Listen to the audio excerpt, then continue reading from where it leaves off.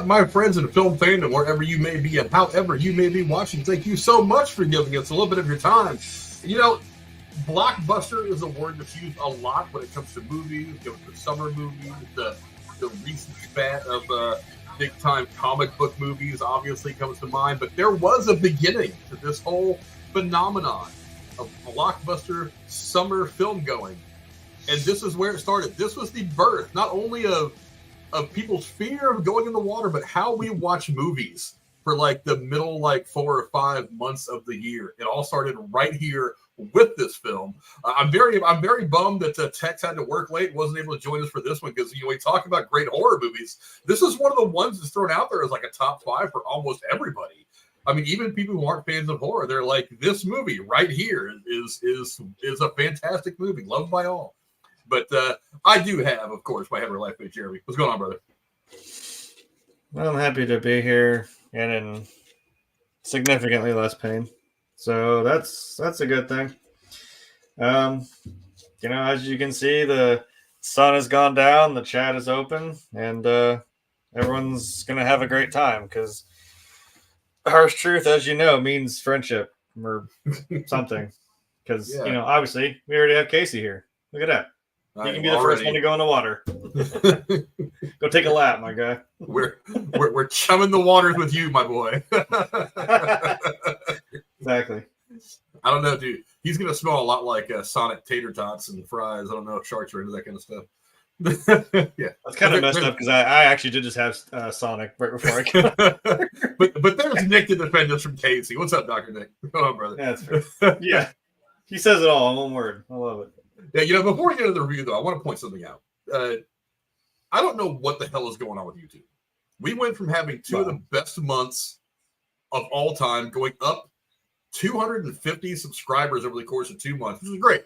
And we haven't lost any of them, to our subscriber growth stagnating, which I kind of figured it was going to fall off a cliff and plateau again. But our watch time, I do not understand how we went from back-to-back 420 and 450 hour watch times to like 82 and like 150. I don't know. That only makes sense if YouTube is doing some fuckery or if they've changed something, because it doesn't make sense to me. A lot of the way that YouTube handles these numbers, or at least handles them when it comes to paying their content creators, doesn't make much sense to me or anybody with two brain cells thrown together. So do us a favor, and I'm probably going to start when I remember being this kind of a dickhead.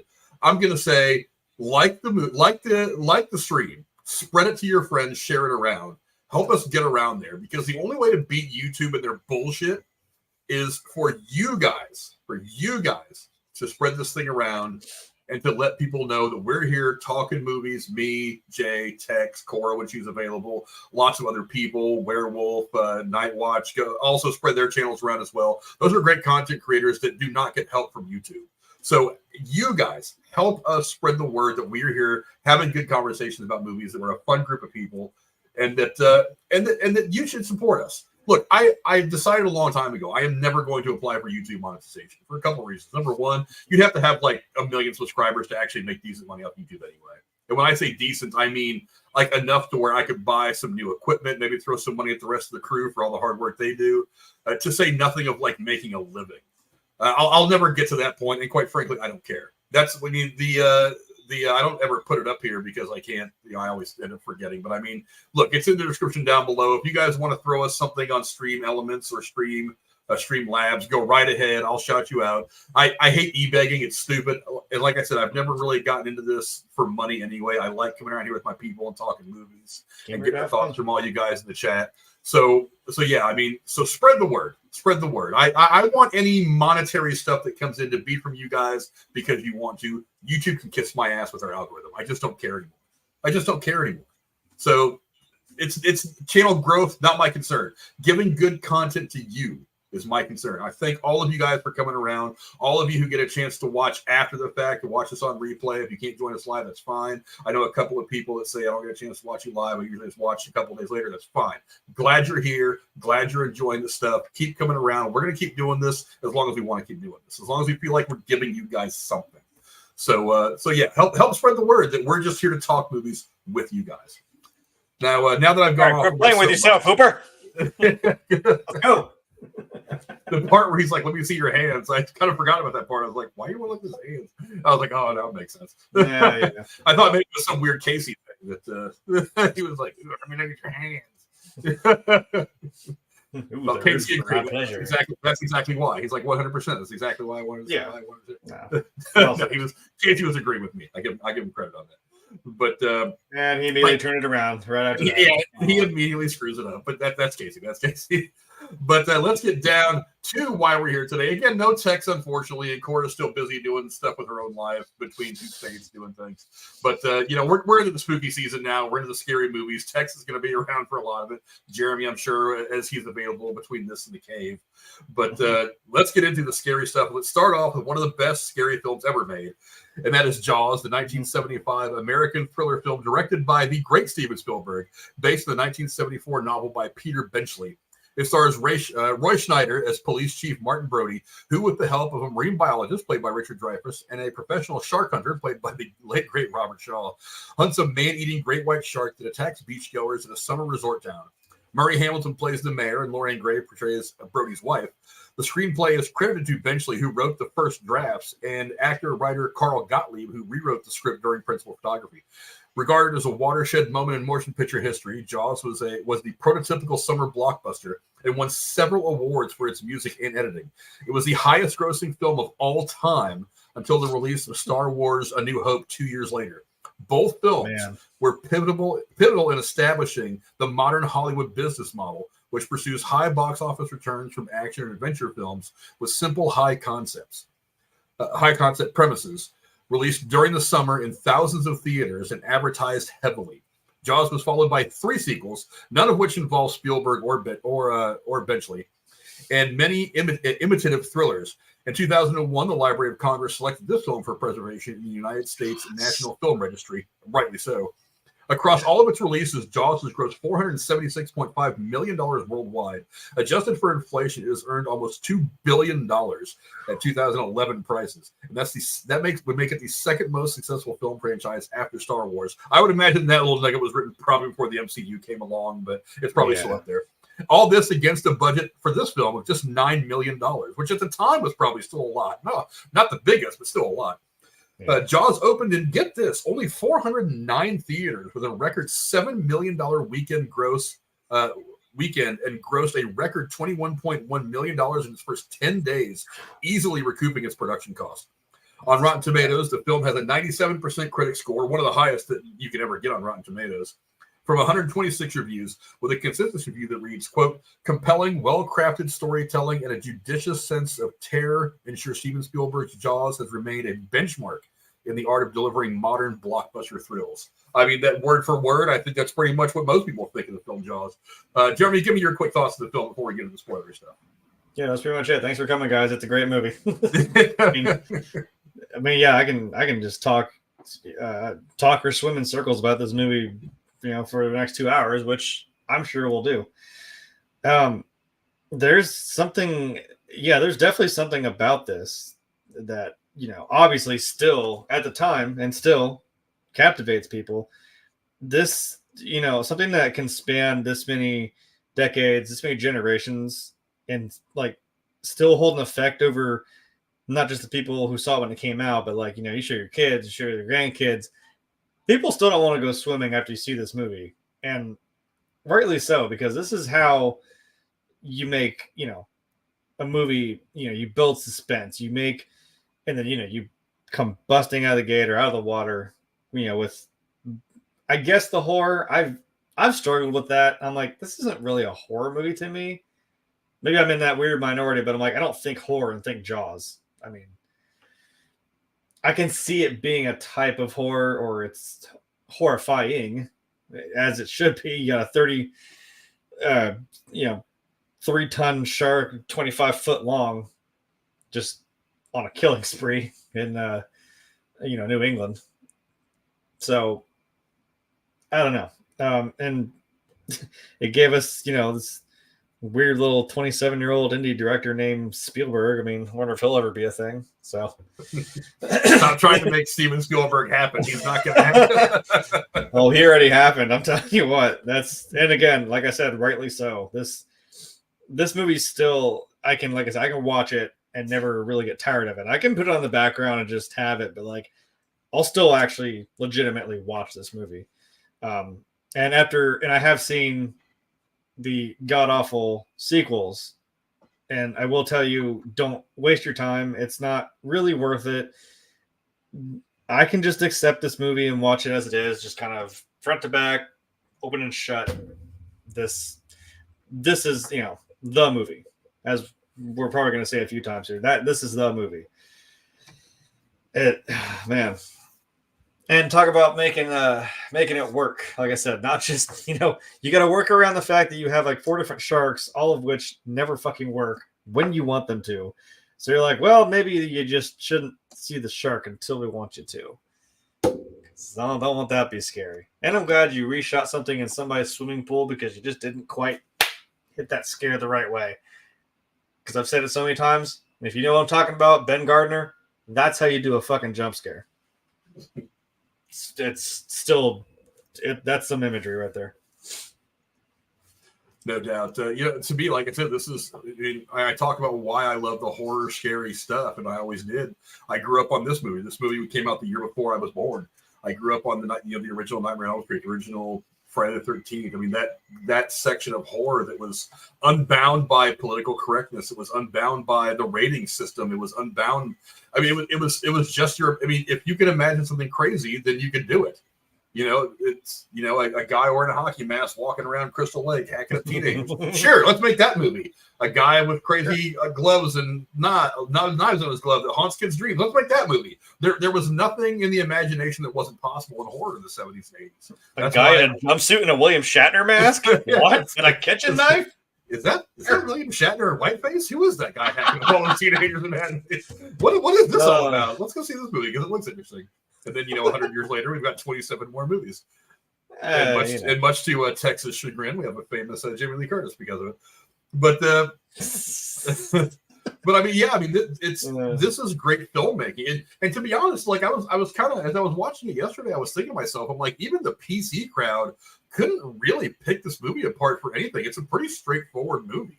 There wasn't anything, I mean, certainly at the time, but even today, there's no piece of dialogue. There's no social, narrative that would upset anybody. It concentrates on what it's there for, on what it's supposed to be doing, on the story itself. And I think that's one of the brilliant things about this movie. And if you look at all the movies that age well over time, that last from generation to generation, that's one of the things they have in common is that they are just contained films in and of themselves. They weren't some social experiment by a director who was trying to make a point. And I think a lot of the movies that are made like that are the ones that kind of come and go over time. But movies like this, they stand the test of time. They go from generation to generation because of that. And to top it off, the special effects of this movie were fantastic. For 75 especially, the acting was fantastic. The writing was fantastic. The directing was amazing. This is one of those movies where everything really does come together. But let's talk for just a moment about the brilliance of Steven Spielberg. I mean, we've done a couple of Spielberg movies before. Look, I can't mention Steven Spielberg without somebody come rattling off, 1, 2, 3, 4 movies. They're just like, oh, these movies are some of the best ever made. Jeremy, give me a second about how Spielberg has impacted you as a film fan and what kind of a job you think he's done in this movie.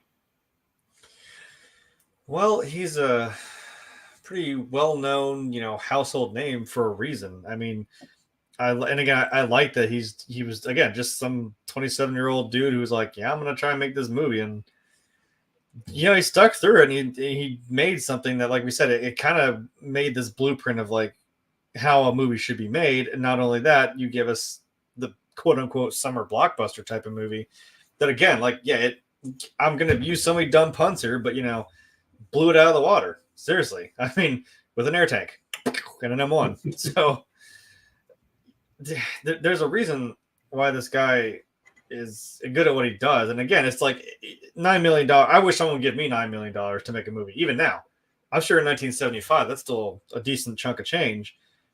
But even if someone gave me $9 million and you're like, again, we've said it so many times with horror movies, I guess that'd be kind of considered low budget, really. I mean, we don't have MCU or Disney money, but if you can make something and again make it work with the parameters you're given, and you have the creativity to do it, and so you've got that little spark there, you can make some cool shit, and then it tumbleweeds into you start making stuff like Jurassic Park. He was kind of hand in hand with Lucas with like Star Wars, and he makes something like Saving Private Ryan. He makes, which I think is still a fantastic movie to this day as well.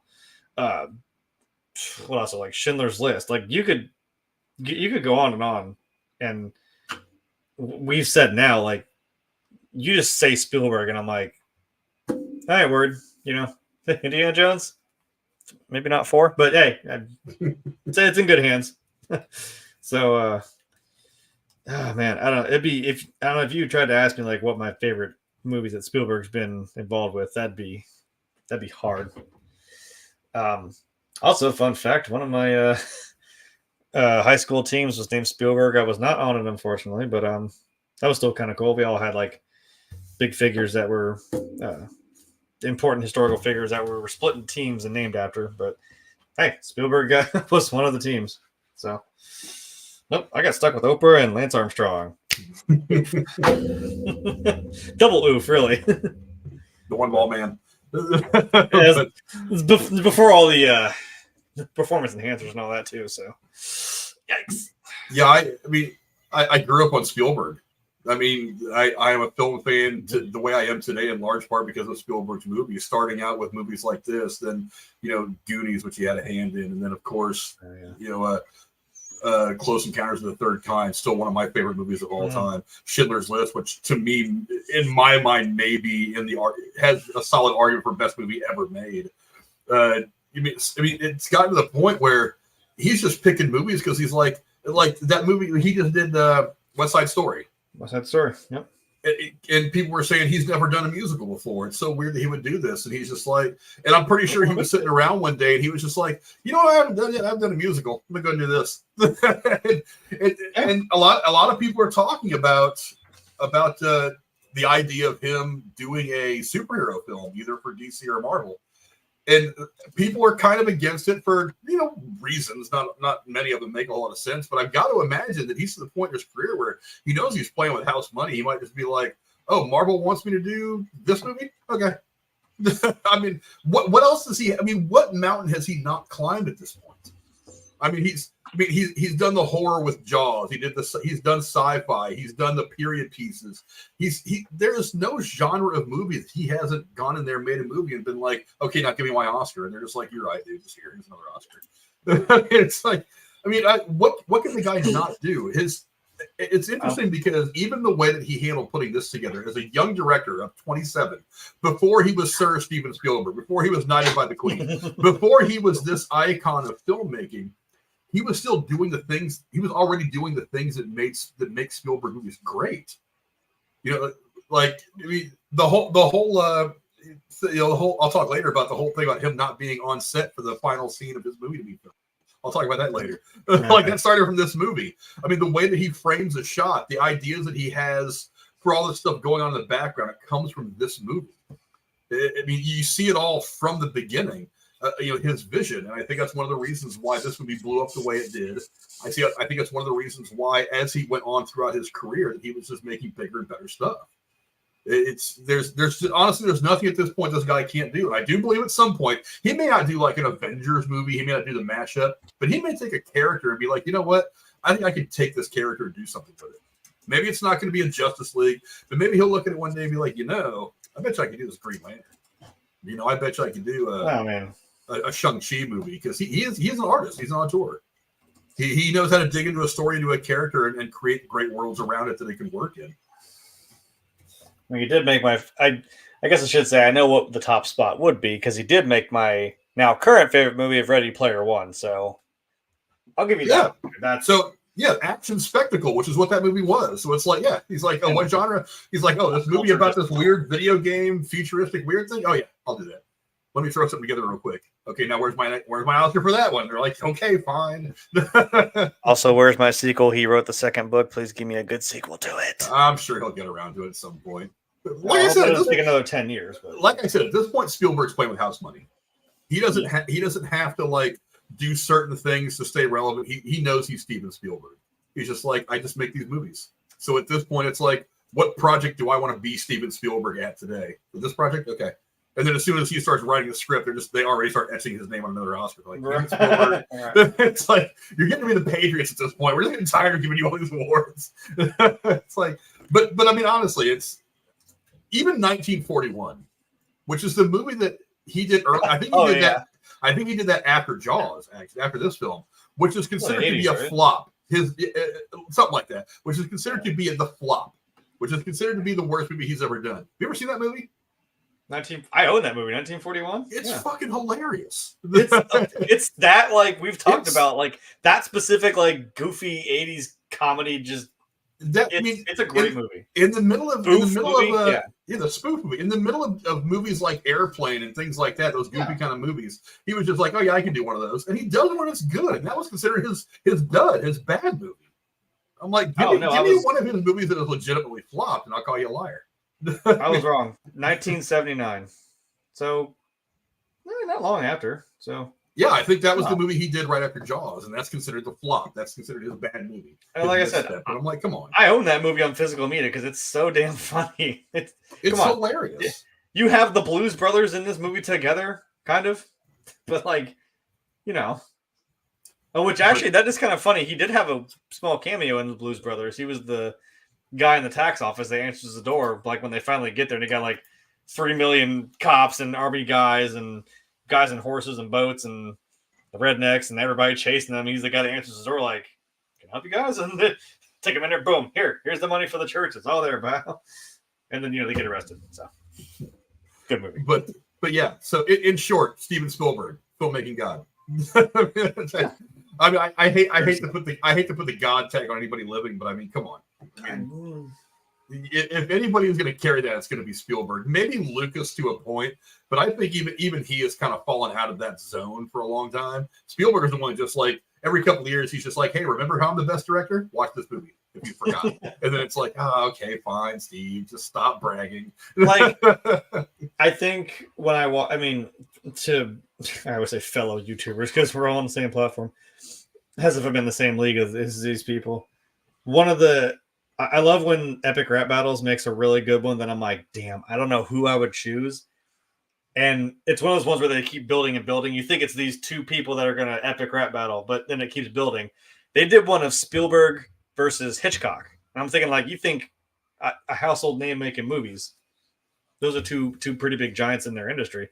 And it goes from Spielberg, Hitchcock. It then throws in, you got to think about this, Quentin Tarantino, Stanley Kubrick, and Michael Bay.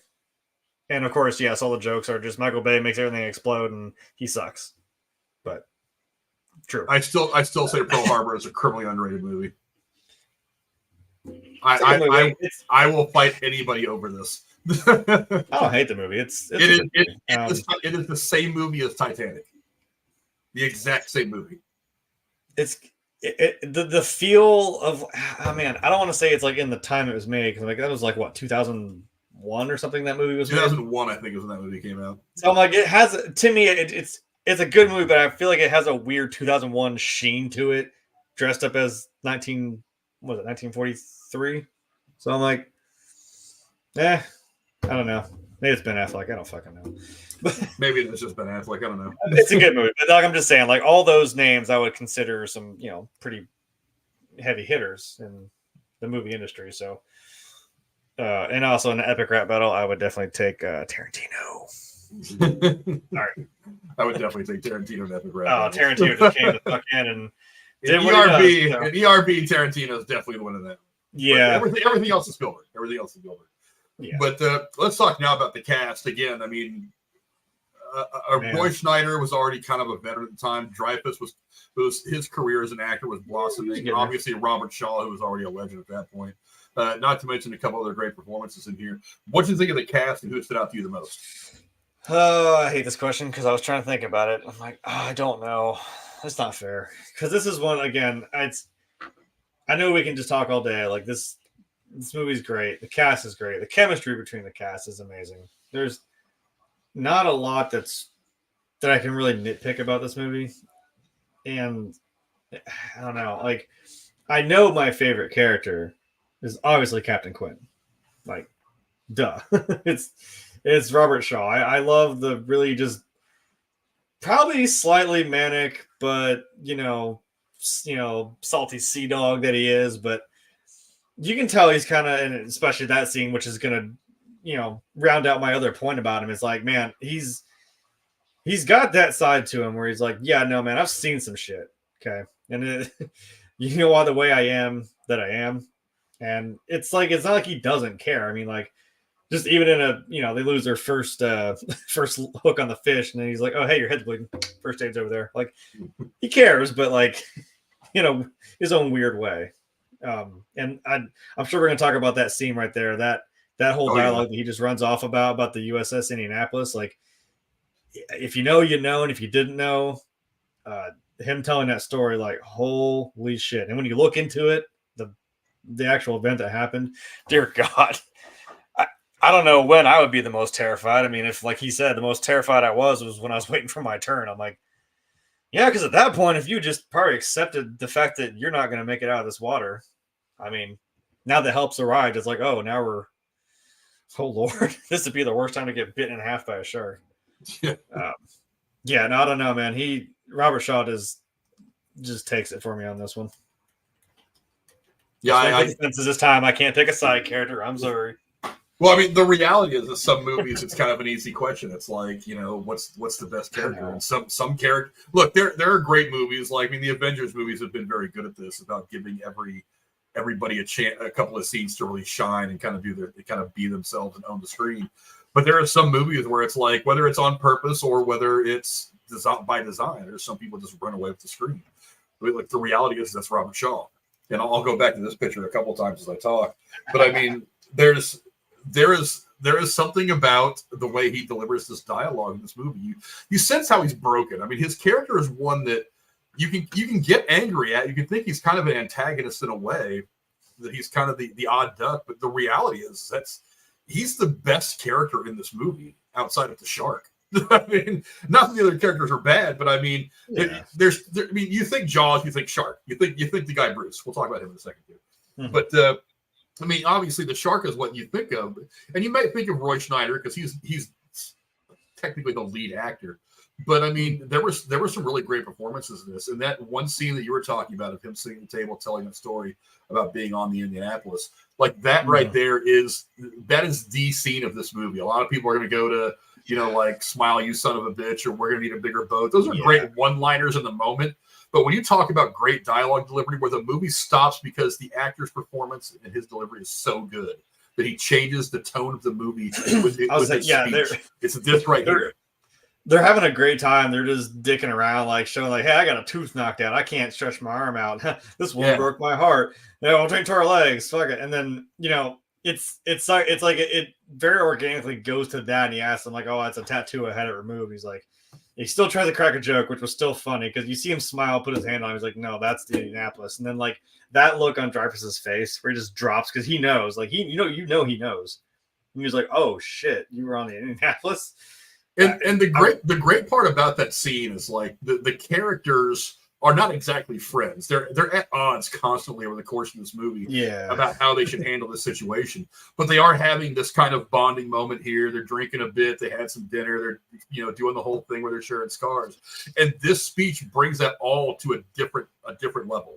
So it's like they're trying to have this moment where they don't have to feel like they're mad at each other. And then instantly that anger and then like tolerance that kind of bounces back and forth between them, it switches to a reverence.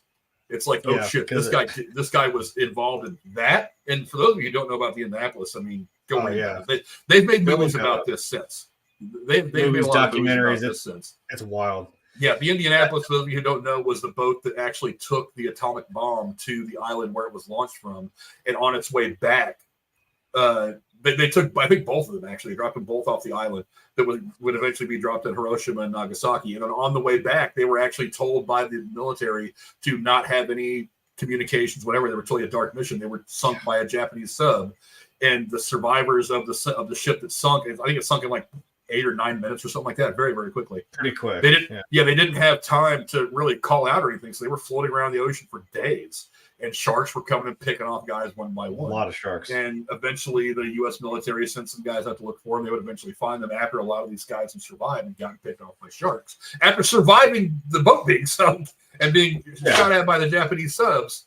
And doing probably one of the most important missions to end this fucking war. Yeah. And you're like, damn.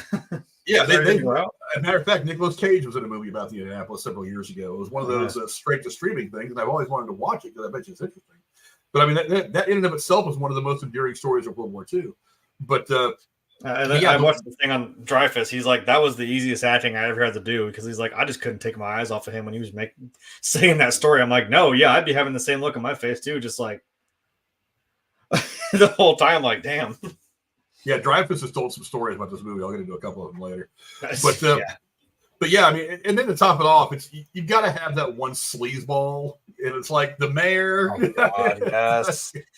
I plays mean, it so well. Look, I get it. For one, I would classify him as a villain, kind of. It's like he's a kind of a selfish sleazeball. It's like I know it's like you gotta act in the town's best interest, as he says, but pretty poor execution, dude. I wouldn't classify him as a villain necessarily. I would classify him as a hard one. That pencil neck politician who his priorities are wrong. Doesn't listen. Yeah, he doesn't really listen to the his heart's in the right place because he's not wrong about the negative impact that closing the beach can have on the town. And having grown up in a very touristy centered town myself, I understand that if you shut down the beaches for the summer, like the busiest couple of days of the year, economically they could have, I mean, especially back in the 80s, where some of these small towns, like their entire year was made off that 1 week. So it's like I get the economics of it, but at the same time, he does not seem to have that filter when he's like, I don't know, should I put the safety first, or do I just go ahead and go for the money because that's important? He doesn't. It's like I don't even think it's ethically. I think he's just like, you know what, it is kind of odd. I'm trying to take it all into account, and we've never really had a shark problem here, so we'll go ahead and go with it. Especially after they find the one shark and that one smaller shark, and they're like, oh yeah, totally. It's cool. Yeah. He's like, I don't want to tell you how many times we off cuff like quote that guy when he turns around and he's like, it's a tiger shark. He goes, a what? Whenever I don't hear something, I just go, a what? One of the reasons I say I don't really classify him as a bad guy is there's a scene later on in the hospital. But right as we're getting to the third act where you did. I know, but it doesn't undo anything, but you can tell that the realization that what he did was wrong had kind of broken him. So he's kind of like bumbling to Roy Scheider's character, and he's like, "Wait a minute! Everything I thought I was right about wasn't right. What's going on? I actually got people hurt, and that's why somebody, I think anyway, would have a reaction like that, is because they didn't realize what they were doing was going to lead to people being hurt. They really thought they were doing the right thing." And when it has that kind of unintended consequence, he didn't want it in his heart. He was just like, oh, I'm the mayor. I know what's going on here. And then he realizes what he did was wrong and led to people dying. That's when he's like, oh no, it's breaking my brain now. Which it's been a while since I've seen the second one. I know he returned for the second movie. I don't remember. Yeah, and I think Roy Scheider did. I kind of agree with Dr. Nick. I'm like, yeah, total villain. I'm like, it's that meme of like, you're not a bad guy, but like, you're a bad guy. And he still is kind of mumbling to himself. I think you're right. It is like really, really sinking in at that moment where he's like, but he is still, because Roy Scheider says like, dude, it's over. Like the 4th of July is over. August, we're not worried about this anymore. Like now we're at a point where we have to do something. And it's like, he is still trying to say the right politician words to, make himself look good. I'm like, man, you just got to take the knee, take the L. And I just don't, it doesn't feel like he wants to go that route. No, I like the line where he's like, I'm not going to stand here and have this shark cut open and have that kid spill out on the dock. I'm like, no, I wouldn't want to be in that situation either, to be fair. Especially since the mom then walks up right after that and slaps Roy Scheider across the face. Yeah. Kind of rightfully so. But yeah, Dr. Nick says it's made worse because he's trying to figure out how to get out of it. The reality is, if you're a politician, that's all you know. So when your brain breaks like that, when you have that moment where your mind is kind of shorting out, you kind of instantly go back to kind of subconsciously to what you think you know best to try to frame it all up the way your brain is going to help the rest of you see it. So it's like he's trying to see it through the politics because that's what he is. He's a pencil dick politician. That's all he knows. Well, and then does it make Chief Brody a bad person? Because like I was saying, the scene with the mom where she's like, a girl got killed here last week and you still let people swim and now my kid's dead. It's like that's kind of a tough one. And remember, he does lean over his shoulder and says, "No, I'm sorry, she's wrong," and he's just like, "No, she's not." So like you said, he even jumps right on because he says, "Nah, she's wrong," and he's like, "No, not really." It's like that's a hard one to try and navigate. You're trying to make sure people were safe, and I know again, Pencil Dick there made some family go out in the water, and I don't know. I know you're like, "Oh, my kids were on the beach too." I'm like, so do you not care about your own family? I don't know. That always bugged me. I'm like, why is she like 64 and that kid is like 10? I was like, I'm not gonna judge, but I was like, what? I've noticed. I realized that in the 70s and 80s, people looked a lot older than they were. I was gonna say that. I'm like, it's a difference of like how we take care of ourselves and the way. I remember looking at some people who were like 45 or 50, which is the age group I'm in right now. When I was a kid in the 80s and thinking how old they looked, they were really gray haired and grizzled. And now you see guys, now they're saying these things like 40 is the new 20. And I'm like, well, I don't feel that way. But I mean, but act the way you were when you're 20, right? But it's like now you've got guys like Joe Rogan out there who are like 50, who are like in their mid 50s, and he's like cut, and he's in fighting shape and shit like that. Yeah, guys out there like RFK, who's fucking 120 years old, who's still doing like one-hand push-ups and shit, and bench pressing, getting ripped. Yeah, someone over here who's like 60, and he's still Daryl Dixon. He's still ripped. He doesn't look that old. It's just he's still slaying vampires and saying Irish prayers before he whacks somebody. Right? It's like. Yeah. Yeah, what happened to the people who were 40 and looked old? It's like I get annoyed when I think about how all my hair is pretty much gray at this point. But I still look way better than half the 40-year-olds back in 1983. But whatever. But I'll go gray before I ever go bald, so I'll take that. That's a win for me. But let's go on to the plot now. I mean, again, based on a book written by Peter Benchley. Peter Benchley. He's in the movie. He is in the movie. He did. What do you think of the plot? Did it work for you, or is there anything you didn't? Because there were some differences from the book. Well, also that cool dolly zoom shot. Speaking of Hitchcock, you got the little vertigo. That shot. Yeah, there's a couple of shots in this movie that I'm going to talk about here in a bit. They're just brilliant. I think, because I'm like, I can see all these points, but I think this time, I love when I watch these more and I notice more of the. I guess I can say artistic side of it, like the dolly zoom, which is iconic, also to the movie Vertigo, but to this movie as well. And I'm looking at some of the lighting, some of the way the shots, the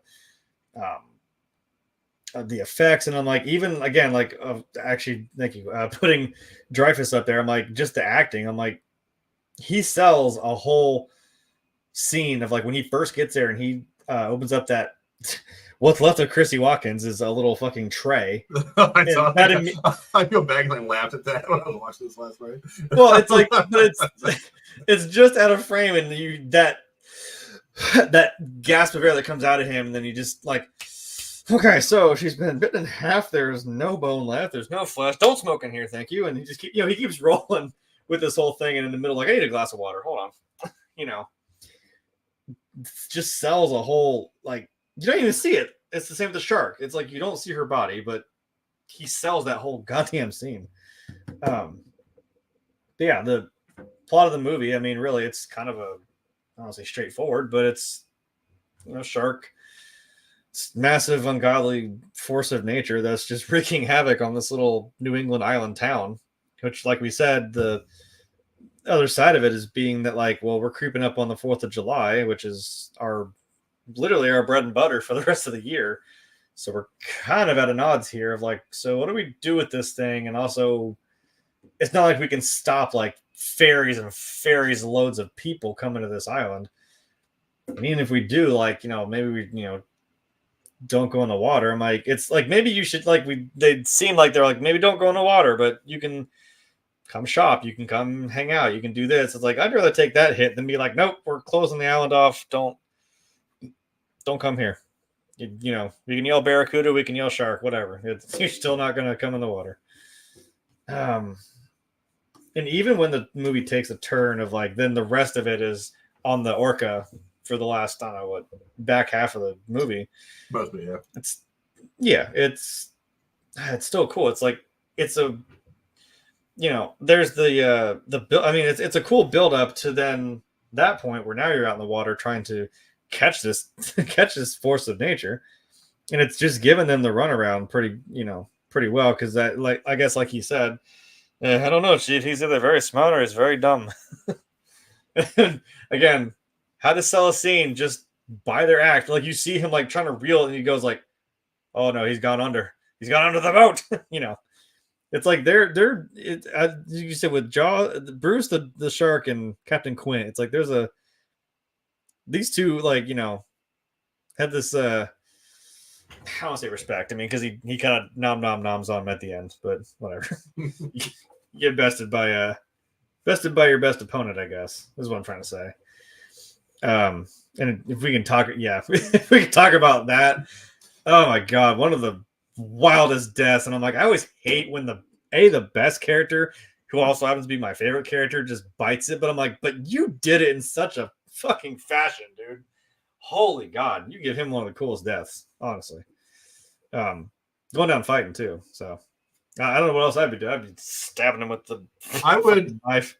I would imagine that if you were to watch, if you were like had never seen this movie and you watched it for the first time, you were probably thinking to yourself that there's something before you get to the point where Quentin gets killed by the shark, that there would be something poetic, especially after telling the story about the Indianapolis, that there would be something poetic about the shark finally being what does him in. Yeah. Poetic, ironic, tragic. I mean, there's a lot of words you can put to it, but it would kind of fit no matter what.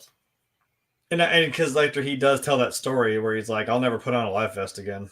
And I'm like, there's something there. And then when they start to sink, you know, he throws one to Hooper, he throws one to Chief Brody, and he's just stands there like no vest. He's just like, it's in that classic, you know, hey, captain's going down with the ship, and that he does. So again, in a pretty wild fashion.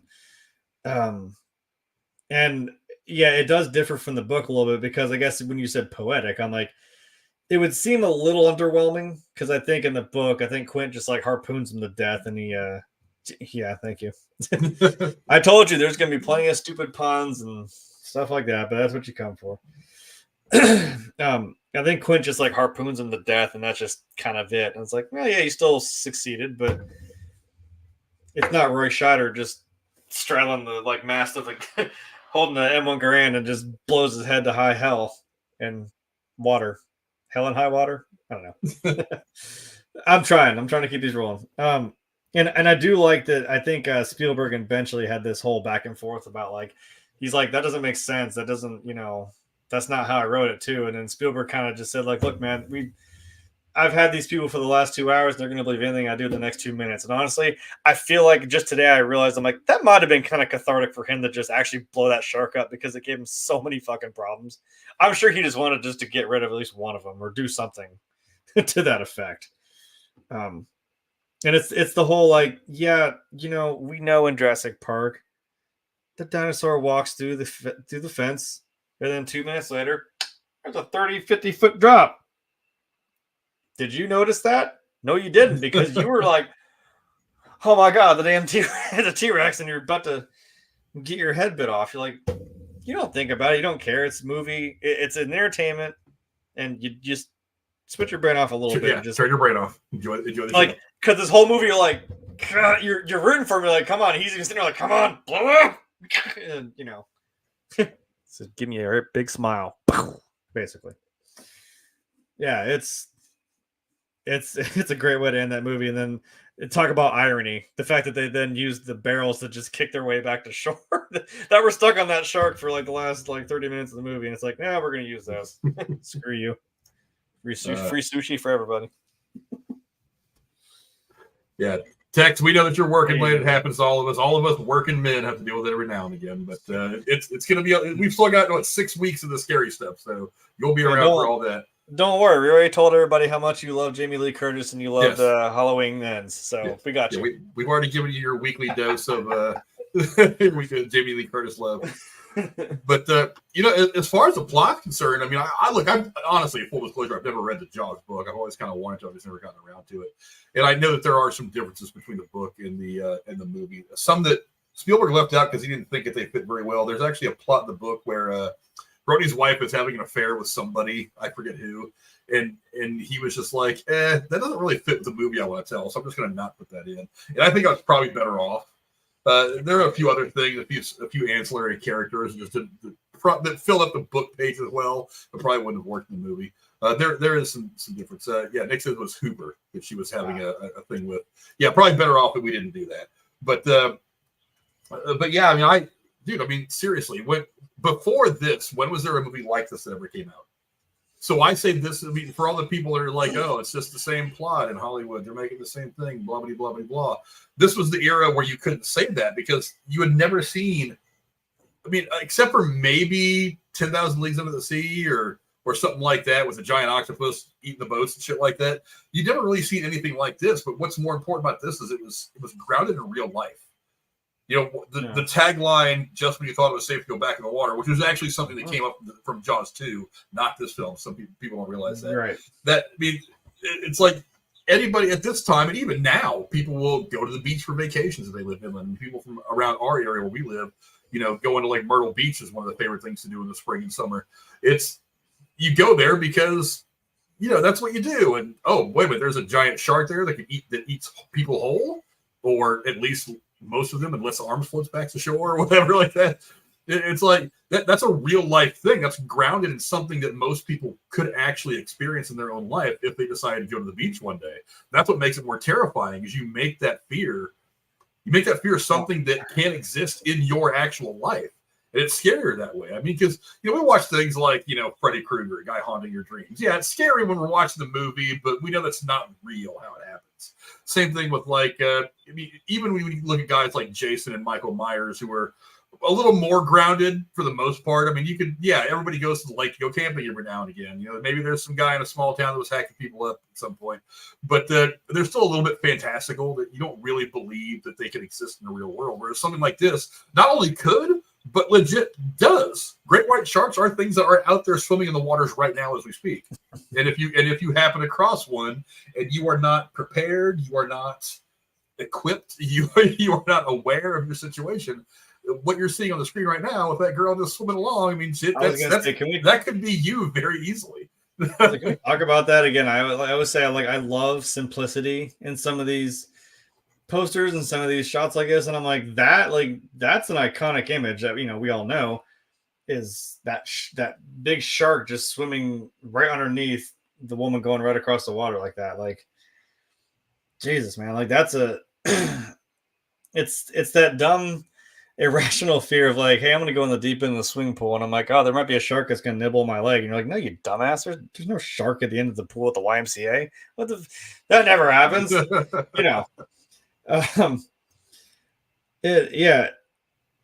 It's a little more like you said, it's something that could happen, and it does. People get nibbled on by sharks, and I'll kind of go the other way. It's like, wow, this is the movie it is. It's like, it's not really how sharks operate. It's like I'm nibbling you because I'm like, what is that? Is that food? Is that a thing? Yeah, and it's an animal like everything else.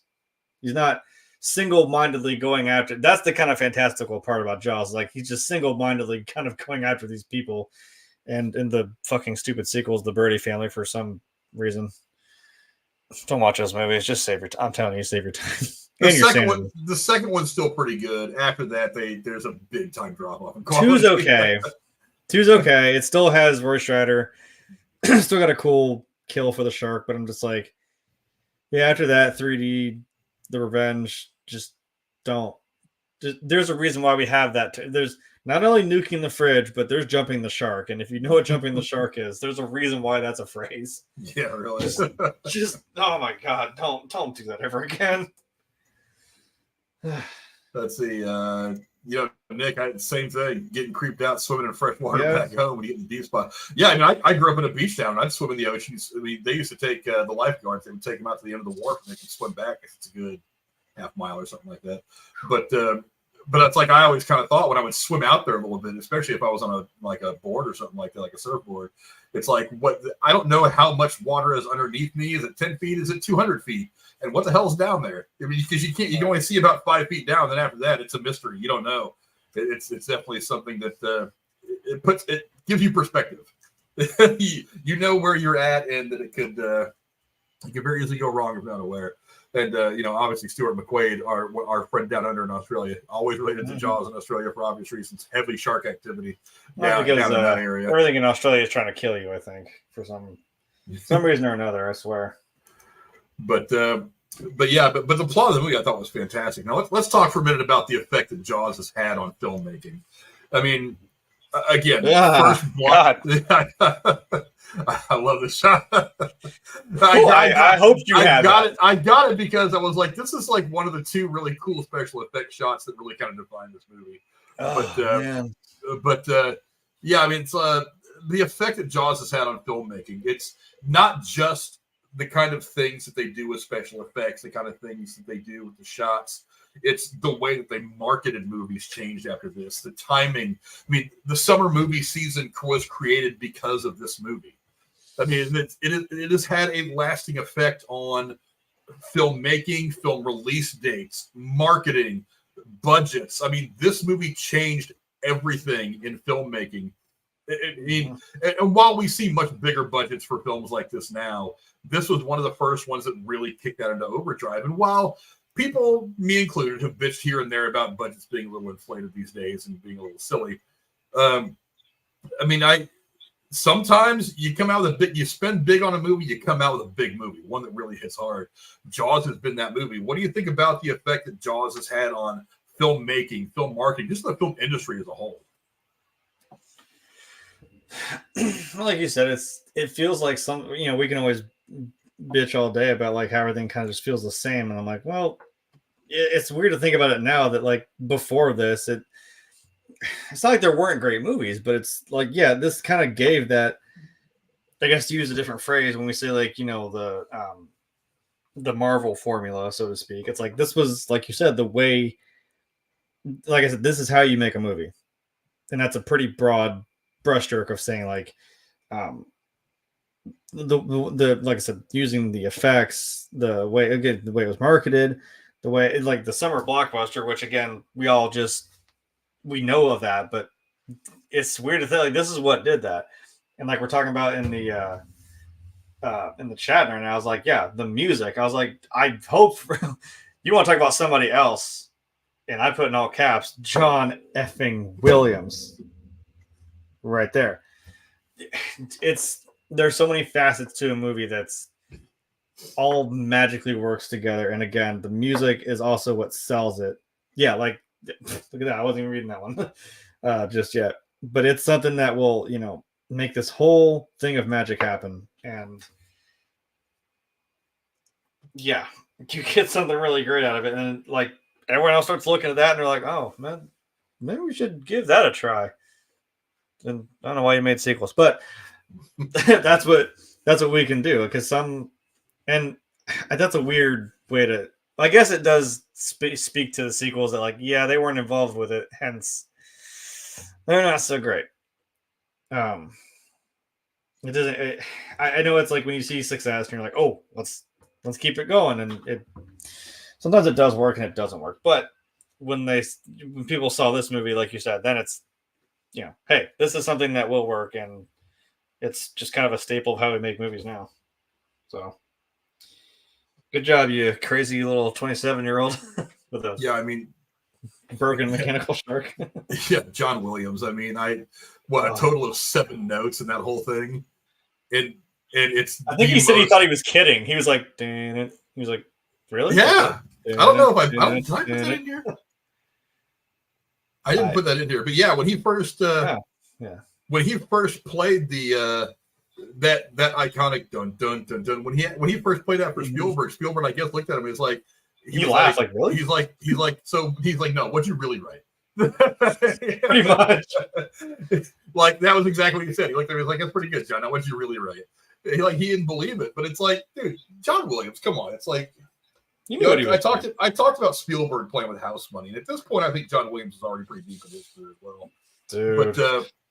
But I'm like, come on, if you can take like a total of 7 notes and make one of the most terrifying sounds, it's like, yeah, that tune inspires dread in and of itself. If I was just walking down the road on a sunny day and feeling the sun on my face, the birds chirping, all of a sudden that song starts playing, I instantly think danger is within striking distance of me. Mm-hmm. No matter where I'm at, no matter how safe I could possibly feel in the moment, I hear that and I'm instantly on the defense, because it puts that puts dread into your heart now. And the way that he timed it in the movie to where it was the harbinger of something crazy happening. The way, just seriously, like 7 notes. And then he changes the tempo. It gets faster, faster, faster. It's just like that, and that's it. That's all it takes. As the thing is happening, he hits that little thing at the end. Terrifying. And there are like, and I was also a band kid, so it's also to me, I'm a band geek. Whatever, get at me. Band kids are the ones you don't mess with, and I'm telling you why. This is why. No, man, there's the power that also the music holds. And like you said, it's this driving, like, just pursuant force of like, yeah, this is that shark. And there's times where like it's the kids with the fin, like it'll trail off or it'll cut off, or that horrifying shot of when he just like basically alligator rolls Alex Kintner in the water, and it's like, oh shit, because you're waiting for that build up, and then you see it, and either you think, oh, is it just going to be the doc coming back? Like when the guy's getting chased by the doc and his wife's holiday roast, rest in peace. You think it's that dun, dun, dun, dun, dun, dun, dun, it's coming for him, and he's swimming for his life, and then it just fades out as it just goes up to the tide on the beach and just settles there. And I again, the best comedic timing. Can we go home now? Like that poor guy. What had nothing to do with that. Yeah. Because, man, it gets you worked up, and for good reason. I've said so many times, like, there's Jaws, like Halloween. Again, a very simple little tune, but oh, shit, something's coming. Here, Michael Myers is just walking down the street right at you, kitchen knife in hand. Even the Saw theme, it's like, it's the way it builds. You hear that, and you're like, oh, shit's happening. Shit's going down. And then when it just hits a crescendo and starts, bringing in the horns, bringing in the big chords, it goes off. And like, it's subconsciously in the back of your head that something. It's like Frank said, like you start hearing it, you're like, oh, instantly, shit, I gotta start running because there's a shark on land for some reason. Because I don't know, land sharks or tornado sharks, something. Stuart McQuaid said, so Williams worked with Irwin Allen on Poseidon Adventure and Towering Inferno brought him to Steven Spielberg's attention. Both great movies. I'm not going to lie, Towering Inferno is my favorite disaster movie of all time. I don't care if that movie is like 12 and a half hours long. It's far too long. But I am engrossed in that movie whenever it comes on. And that's one that I've been wanting to review for a while. It's actually free to watch on YouTube for anybody who wants to check it out. I watched Lawrence of Arabia for the principle of it. Okay, I know it's a long movie, but I watched it. That's how we were ready for the Snyder cut of Justice League. I was watching Lawrence of Arabia when I was like fucking in my teens. We trained our whole lives for that moment. But yeah, Towering Inferno, I swear to God, it's one of my favorite disaster movies of all time. So that's one I've been wanting to do for a while, and it's free on YouTube if anybody wants to give it a watch. I mean, it's so good. I mean, from start to finish, that movie is so good. But let's talk real quick about some of the shots. I mean, look, even early in his career, Spielberg was giving us some great shots. I mean, this one right here to start the movie. I mean, look, the movie, every movie, especially a horror movie, has to really get you hooked, so to speak, on what it's trying to do in the first couple of minutes. The first couple of minutes is what describes to the viewer what this movie is all about. This scene right here, while some people have called it a bit long, I think it's just about perfect.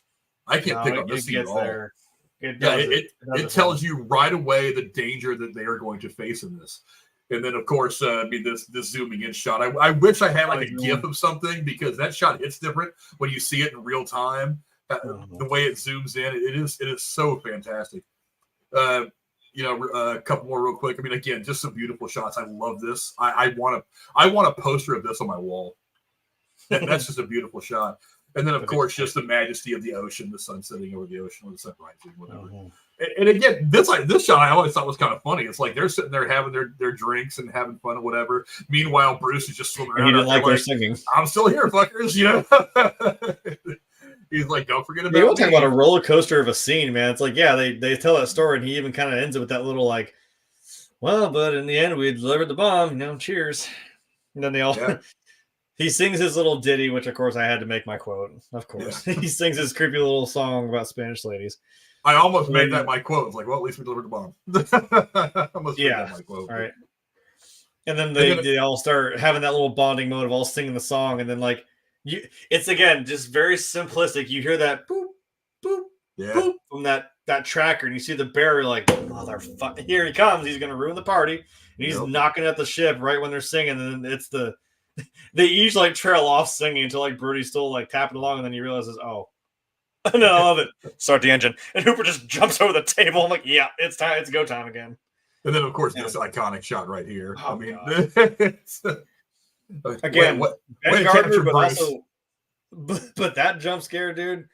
I hadn't seen Jaws yet. I was pretty young. I went to the aquarium, and they had this little shark exhibit, and it's like there's a projector screen over the wall, and I didn't know what this was yet at this time. So I don't know if I was even a teen yet. I might have been like 10 or 11 years old enough, but I was still pretty young. I saw this. I didn't know what the hell it was from. I just see this guy chumming the waters, saying that he's like, yeah, come down here. And all of a sudden, boom, the shark comes up, and it's him backing up.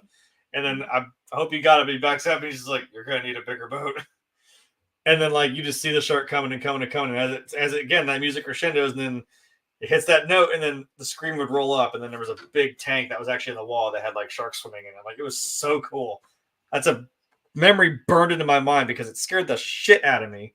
But I remember just artistically, it was really cool. That's how they showed in the aquarium. That's the sharks were behind that projector screen.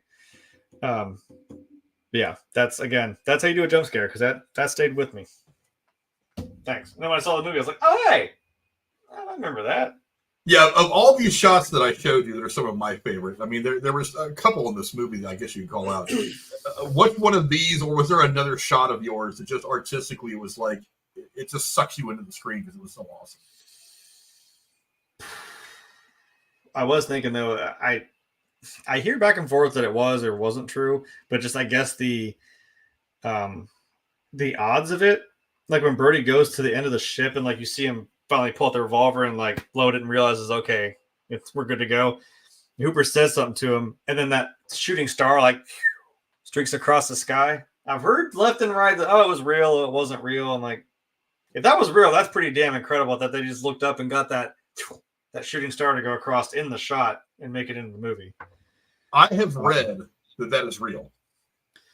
Because I'm like, I would love to believe it's real, because I don't know how else you'd fake it or why you would. I have read that it was real, that it actually happened. They were shooting that scene, and a shooting star came across, and he got it.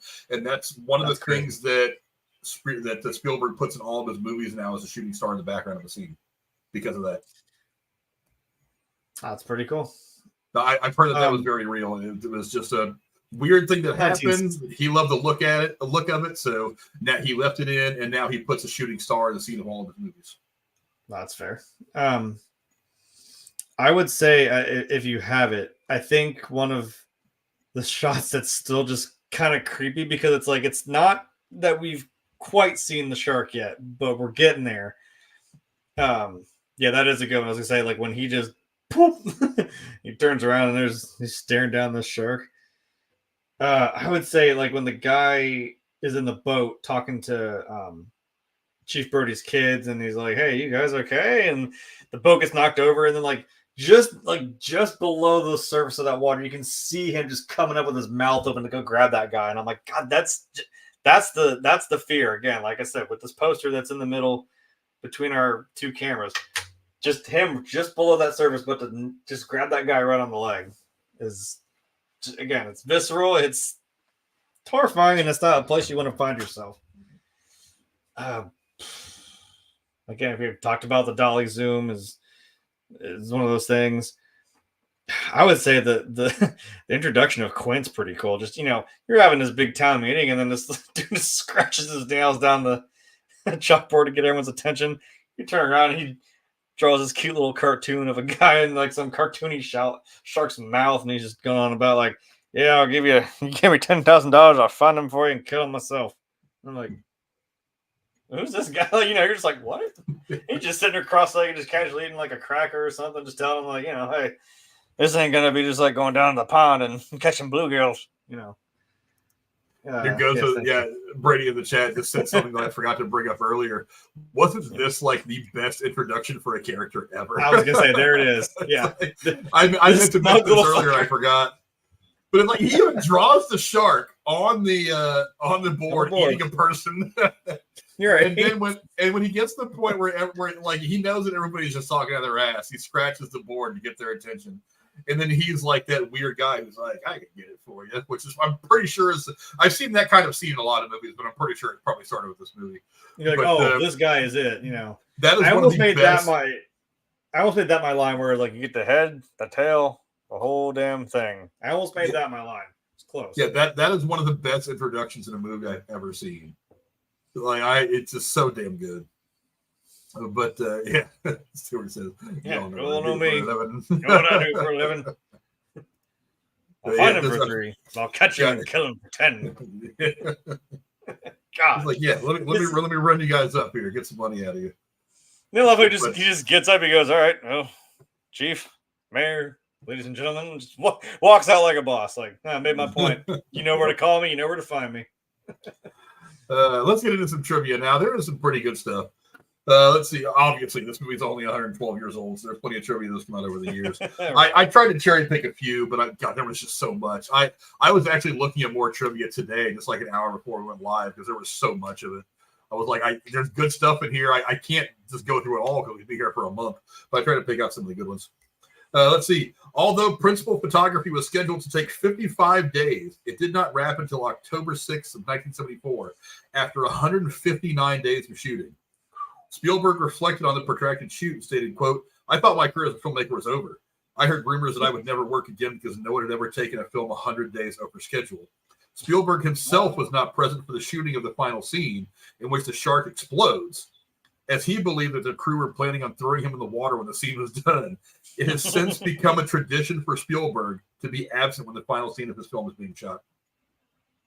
Man, some of these little quirks, like we say about like even with the shooting star and like that, it's like he still kind of does that as like a weird, not karma, but like a weird thing that just kind of, when you look back on it, like, well, yeah, this is my thing that got me where I'm at. So I'm doing something right, I guess. Even when you think it's all over and they're gonna hold your head in the water until the bubbles stop going, but it worked out. Nick's asking if we've seen the still pic of Bruce coming out of the water to eat Alex. I maybe, I don't know. I mean, like I said, this movie's only 120 years old. I'm sure I saw it at some point. I know I've seen that like behind the scenes thing of like Spielberg just kind of chilling in the mouth of the shark, like, yeah, So that's a fun one. I wish I had a picture of her, but I do not. I wish I had a picture of her now. So I'll just put this picture up since I haven't used it yet. Several decades after the film's release, Lee Fierro walked into a seafood restaurant and noticed an Alex Kittner sandwich on the menu. She commented that she had played his mother many years ago in this film. Jeffrey Voorhees, great name by the way, was manager of the restaurant, ran out to greet her. He is the one who played her son, and they hadn't seen each other since the original movie shot back in 1974. No shit. Oh, that's even better. God, I'd be like, yeah, that one's on the house, man. Go ahead. That's hilarious. Hey, now I want to know what the Alex Kintner sandwich is made of and tastes like. I don't know. I kind of want one now. Yeah, it had to have been like a shark steak sandwich or something like that. Yeah, like there's no other way that would have made sense. Let's see. I'll put this picture up because I found it one of the funniest. The arcade cabinet. Director Steven Spielberg said that when he first read the novel, he found himself rooting for the shark because the human characters were so unlikable. Oof. Well, one of the reasons why you leave out the whole affair scene between his wife and Hooper is because Hooper's supposed to be one of the good guys. His wife is supposed to be like not the damsel in distress, but the woman that's waiting for her man to come home from the adventure, that kind of thing. And it kind of ruins both those characters if that kind of thing happens in the movie. So I get it. Of all damn things, this fucking shark, and now you're doing that too. Like, damn it.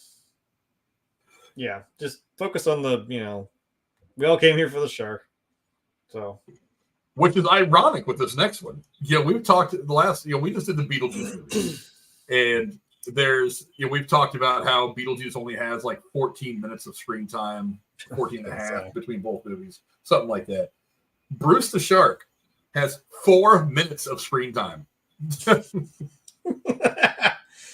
Yeah, and what a fucking impact he made. And the vast majority of that is in the last 20 minutes of the movie. If not like I was like, it's him poking in and out of the water, like when you see him start bopping around the cage, like, yeah, wow. 4 minutes. One of the most terrifying things that has ever been on film has been 4 minutes in the movie. Yeah, it can work. Like I said, you got to make it work, and then you got to make people afraid of this thing, and then when you see it, it's like, oh Jesus, and even if you only see it for 4 minutes of screen time, yeah. Nick, I'm going to try to get that picture up here, but I'll try. He just sent me 4 the minutes, picture he was talking about. Then he was about 400 pieces by the end. Yeah.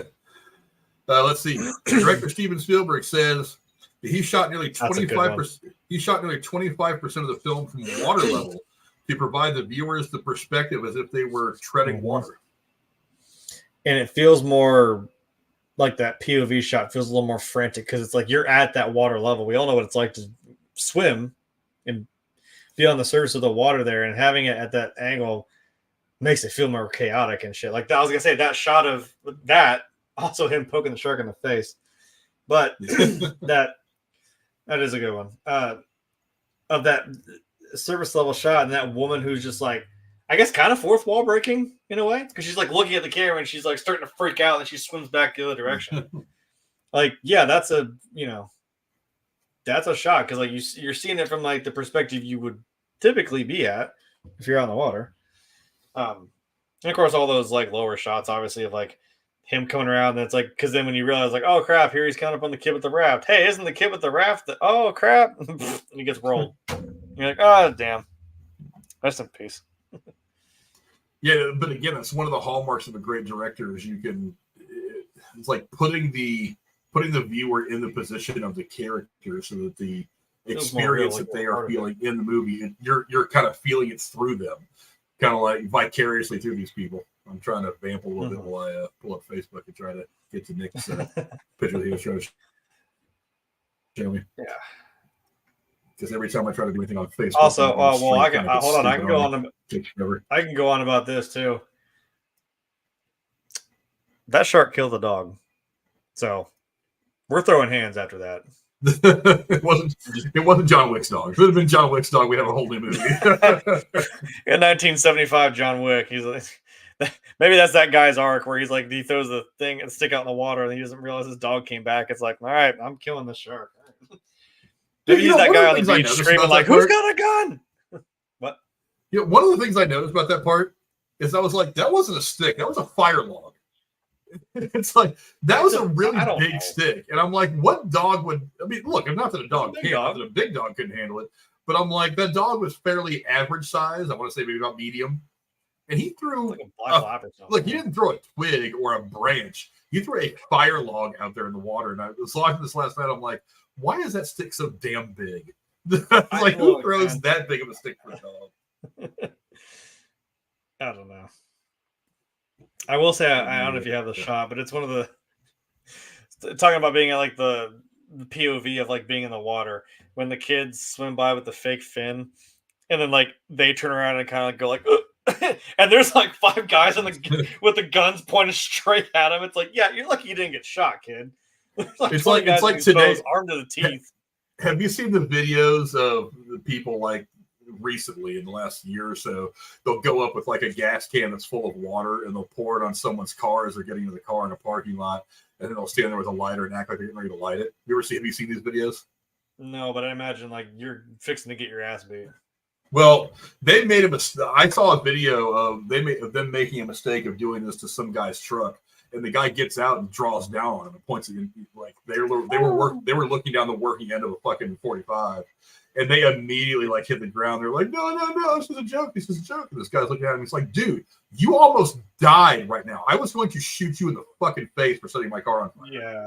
He's like, what is wrong with you people? why are you guys doing this? He's like, you were going to die. And I was thinking to myself, like, kind of like that as I was watching them like swim around with the shark fins on. I'm like, it's the same thing. It's like, so they were equally as dumb back in 1970 or something as they are now. I was like, they could have just rolled up there and just started like laying rounds in the water, and you'd have a couple of dead kids because they thought it was going to be funny.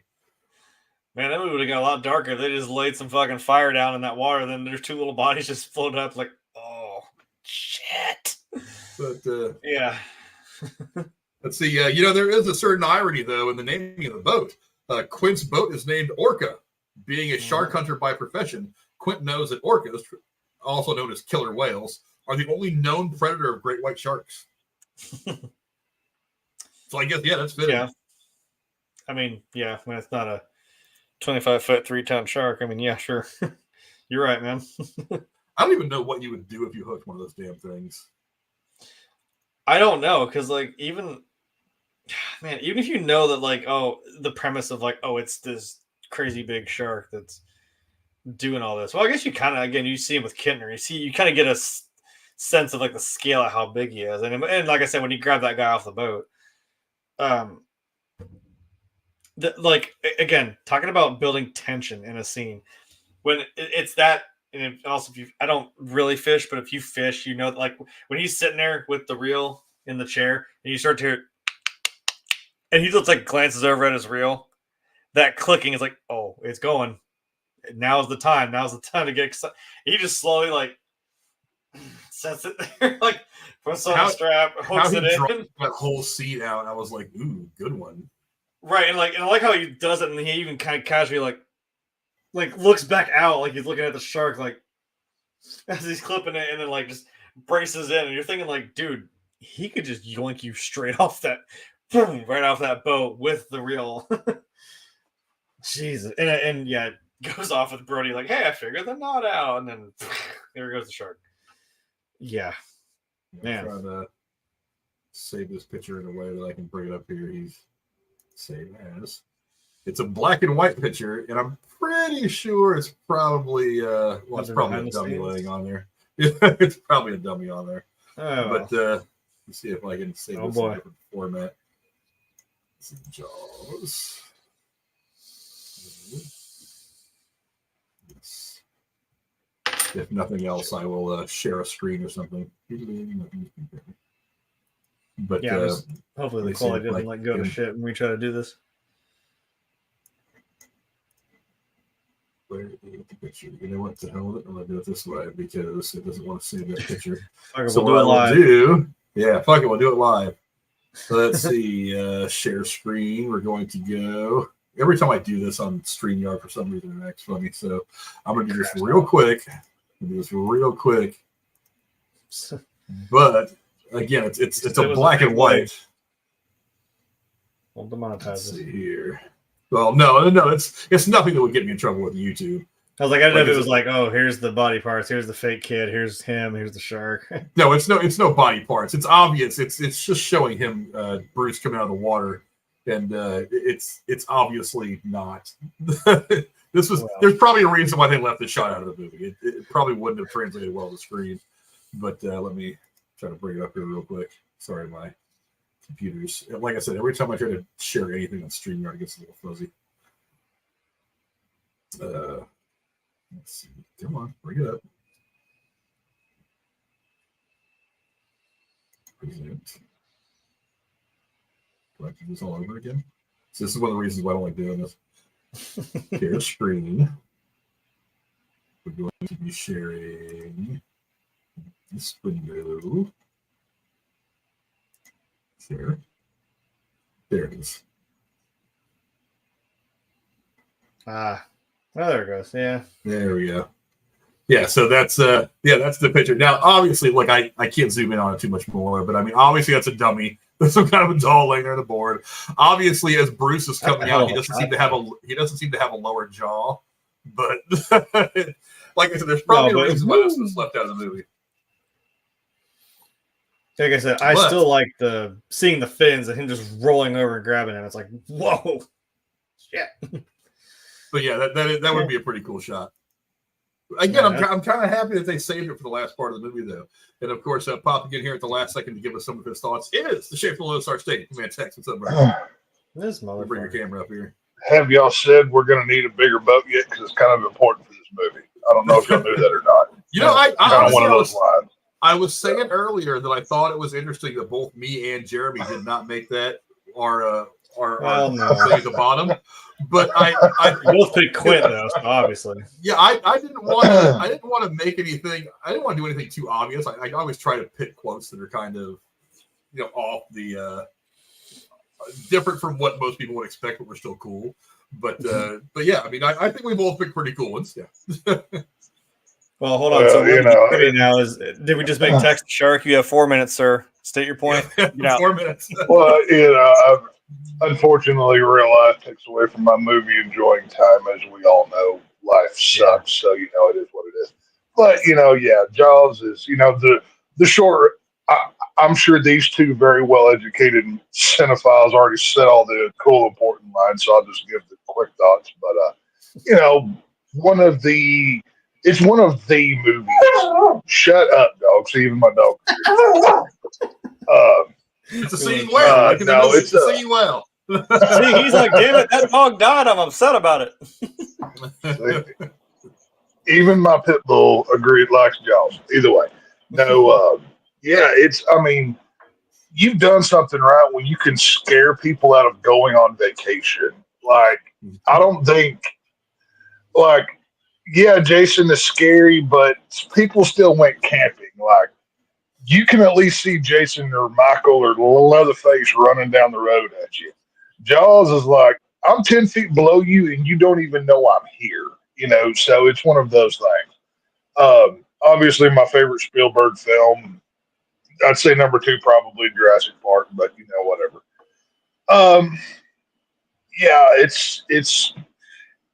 Jaws is another one of those movies that yet proves how good the Second Amendment is. Because if it wasn't for a good guy with a gun, a lot more people would have died. So, what are you going to do? So, yeah, take that. That real important guy, like I said, in that scene where he's about to go into the pond and go after Brody's kids. There's a guy in the background screaming, "Who's got a gun? Doesn't somebody have a gun?" Right. Well, that's what I'm saying. Put this in some liberal nonsense, and how are you going to shoot the shark if you don't have something to shoot it with? You know what I'm saying? So, strap up. They were armed. They were armed to the teeth. I think it's funny that the text brings up the fact that people going to a place where people vacations and whatnot. The average summer tourist population of Martha's Vineyard before the film was released was approximately 5,000 people. After the film came out, that tourist population tripled to 15,000 people. Yeah. So you didn't scare anybody. They were like, I want to go see this. Yeah. Now, okay, did y'all bring up the whole Amityville horror, Amity Island connection that isn't like official, but it kind of is between these two films? Did y'all bring that up as well? We did not. No, I always wondered about that because I'm like, I know Amity is not a real place, but I don't know about like the Amityville horror. Or isn't, I forget, isn't there a serial killer, or not a serial killer, but like a murderer that worked in this movie that killed somebody later on? That he was in the background or something. There was another factoid of that. I don't know if Frank has that or not, but supposedly one of the. Do what? You sure that wasn't The Exorcist? Because the lab tech in The Exorcist was it The Exorcist? I could have sworn there was Jaws too.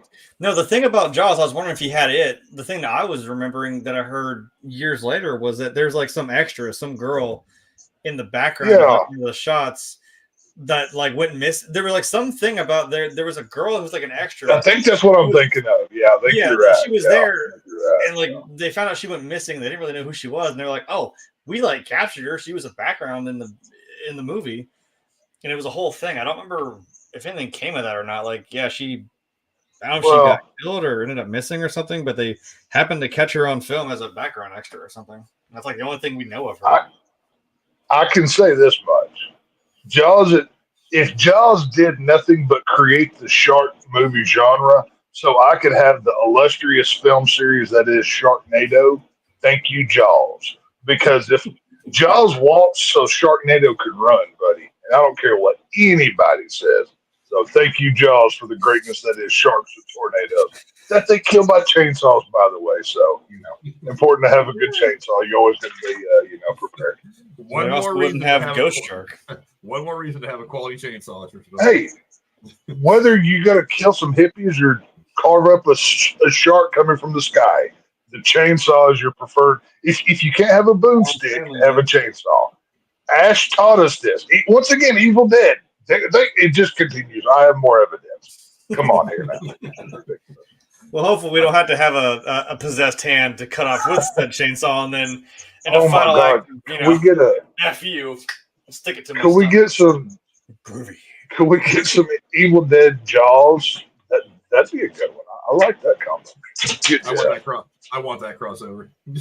Yeah, start swinging at it with a chainsaw, and he just boomsticks him right in the fucking mouth. Gone.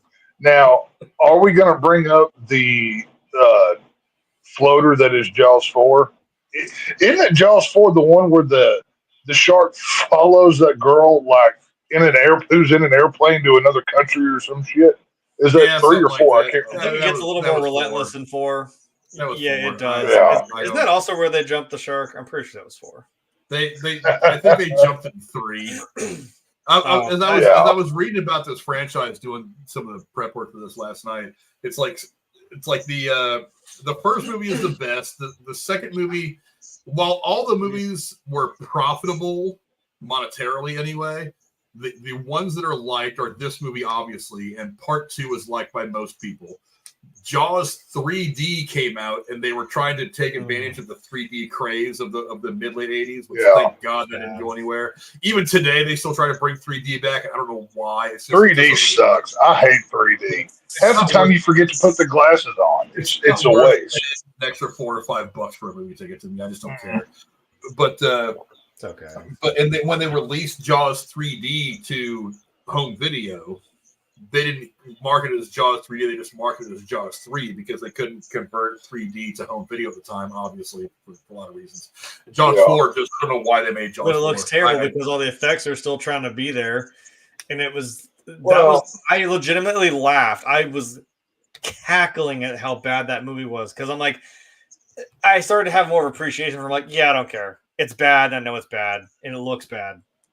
But I'm like, no, this is just bad. Like when you have the most god-awful, CG-looking guts and stupid shit trying to fly at the screen. And I'm like, I know it's supposed to be 3D, but man, that still looks bad. Well, when it comes I'll to take the Jason Voorhees when he throws the. Oh no, or was it the arrow? Yeah, it wasn't the fucking. It was when he shoots the arrow and you can see the fishing line. Like it's like floating in the light. Yeah, it's pretty bad. But that works better than Jaws does. So I don't know. Yeah. Well, now let me ask y'all this. Now, just my opinion. Obviously, we've had 4 Jaws films, but that doesn't. Good one. In order for me to say something is a franchise, you need at least 2 good films, preferably back to back. Even if it's 1 and 3 is good, I'll allow that. Fine, whatever. I don't consider Jaws a franchise, just like I wouldn't consider Ghostbusters and Jurassic Park. I think both of those each had 1 good film. Would y'all call Jaws a franchise or just 1 really good movie and 3 or holy crap, why did you make this? I would call it a franchise because I liked the first 2 movies. The rest of them I thought were pretty much poop. But I mean, the first 2 were good. I disagree on Jurassic Park. I think they've had good movies. I mean, while the second one was not great, the third one was meh. I mean, they came back strong with the stuff with Chris Pratt. The second movie in that franchise, that prequel, not great, but I mean, I think it was a good start. It's a pretty strong finish. Yeah, I mean, I don't know. I consider it a franchise. Like I said, look, technically to be a franchise, you just have to be more than one movie. So Right? No, I understand that. Now, I'm just going by my guidelines. If the question is it a worthy franchise? I mean, it's probably middle of the road as a franchise. But we're not talking about the franchise as a whole. We're talking about this movie and the effect that it's had on cinema overall. And this movie, more than the vast majority of other movies, really anything in the last 50 years, has had an indelible effect on filmmaking. Well, because then we don't get to have that hilarious joke in Back to the Future Part 2 where he goes to 2015 and he sees Jaws 19 on the hollow screen and the shark still looks fake. Directed by how many movies? His actual son. How many movies have memed the Jaws poster, of the girl swimming, the one that's in the background right now, and put some other monster in Jaws' place? Like, that just shows you the iconicness of this movie. Yeah. A lot. I mean, whether it's fans doing it or studios, whoever, somebody recognizes the greatness of this poster, because that image right there of your world is about to end, lady, while she is having her best day and it's about to be over. Like, you get no more days. You're going to be pooping like 10 minutes, so prepare yourself. She's about to get Jeffrey Jones real fast. Right, yeah. I mean, that image has been on posters, T-shirts, everything since this movie came out. One of the best movie images. I mean, there's one theater I used to go to that it had like Jack Nicholson Joker. It had different. It had the tornado from Twisters painted on the wall. And right next to the tornado, that image of Jaws was right there on the wall, just because everybody knew what that was. It was just one of those things. So it was pretty cool. Yeah, Nick just sent me a picture of a Jaws poster that he has up at his, he calls it his man room. I think this is his favorite movie. I'm pretty sure. I think he told me that one time. I would love to have an original Jaws poster. And there's this. I go to posters.com all the time to look. They have original first run posters. And like some of them are the obvious remakes for like 20, 25, 30 bucks, whatever. But they have like original print, like Star Wars posters that are like $3,000, $4,000, $5,000. And I'm like, if I had that kind of money in my pocket, if I had that money, that would be hanging on the wall behind me, like right now. Yeah. Yeah, some of those posters are amazing. But Nick did confirm, yes, it is. Yeah. That's fair. But that's a good movie. let's see. We talked about the USS Indianapolis already. Let's see. I'll bring this picture up since that was the scene. On August 19th of 2017, 42 years after the movie Jaws brought the story of the USS Indianapolis to life, Microsoft co-founder Paul Allen located the wreck of the USS Indianapolis in the Philippine Sea at a depth of over 18,000 feet. Who's Paul Allen? I was like, you know who he is? Didn't he go to London? I thought. I know who he is. He's the. Me and Tex were on the same. I just had lunch with Paul Allen last week. What are you talking about? He's a nice guy.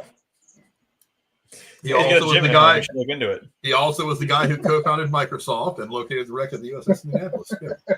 Well, maybe Paul Allen was a nice guy until he got, hey, Paul in the face with a nice shiny axe. But we're not talking American Psycho. Chopping down the apple tree, bitch. A couple more pieces of trivia. I know I have this picture on here somewhere. Yeah, I've been saving this picture.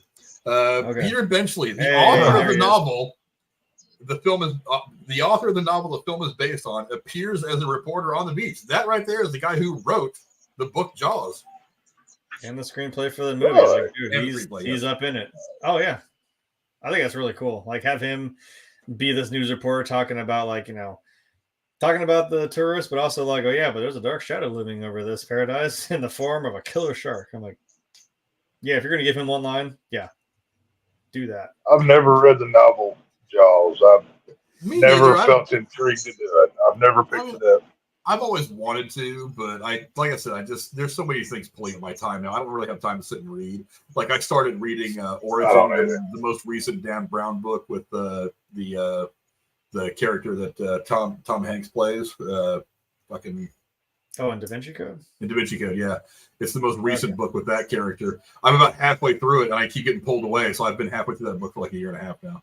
And every time I try to sit down and read, like, shit comes up.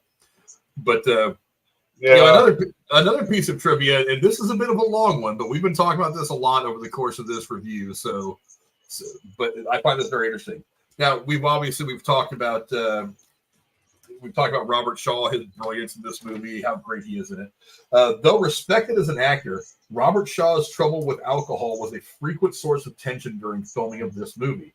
In later interviews, Roy Scheider described his co-star as, quote, a perfect gentleman whenever he was sober. All he needed was one drink, and then he turned into a complete son of a bitch.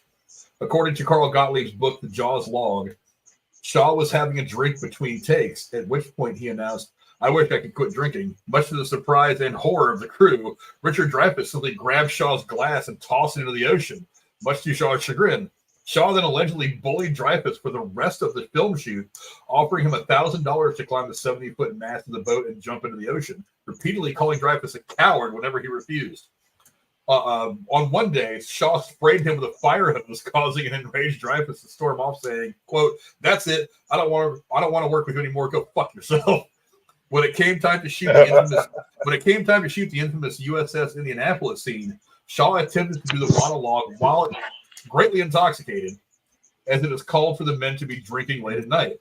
Nothing in the take could be used. A remorseful Shaw called Steven Spielberg late that night and asked if he could have another try. The next day of shooting, Shaw's electrifying performance was done in one take. Yeah. Wow. Hey, you know what? Some of the best actors, artists, whatever, have had dependency issues on alcohol, drugs, whatever it is. And I mean, I'm not going to say that's old Hollywood because, even new Hollywood has worse habits than the old guys did. But, there's just, it's just the way that it is. I mean, some people, that's their fuel to get that spark going. It's unfortunate, but, everybody's got something. So. Well, if we didn't have Martin Sheen drunkenly going around that room in Vietnam, yeah, we wouldn't have that cool scene. It's very odd. It's very odd to me how it happens so often, notably in film, that some of the most tortured, sad, broken individuals can jump in front of a camera and give a performance like this. I'll say Robin Williams is a good example of that. He's always been very open about that. Robin Williams, another one. Donald Pleasance, who played Dr. Loomis in the original Halloween films. I mean, his trailer was full of wine bottles and liquor bottles. Go look at, especially like in the later, like Halloween 4 through 6, because that was his last film that he ever did. Danielle Harris, who was the star of those films, would be like, yeah, if you got within 5 feet of him, he would reek of brandy and wine. Like, he acted that way. That's just the way that he was, So, I mean, this is not even a good habit to have, but even going back to oh hell, I lost the name of the Gone with the Wind. Didn't even the woman who played Scarlett O'Hara always complain about doing scenes with why the fuck am I blanking on his name? Clark Gable. Yeah, I got it. He's from Ohio. Sorry. Clark Gable. She always complained that he smelled real strong of alcohol and cigarettes and shit. And I'm like, well, yeah. Everybody smoked a drink back then. Everyone. This man is just you could throw him into the Rat Pack and he would fit right in. I'm just saying. You're double fisting a scotch, a cigar in your hand. Obviously. But I mean, I get it. I get the alcohol thing. I mean, it's no secret me and my love for the booze. I've had to slow down severely from what I used to do after my health problems. But I get it. It's not easy to slow.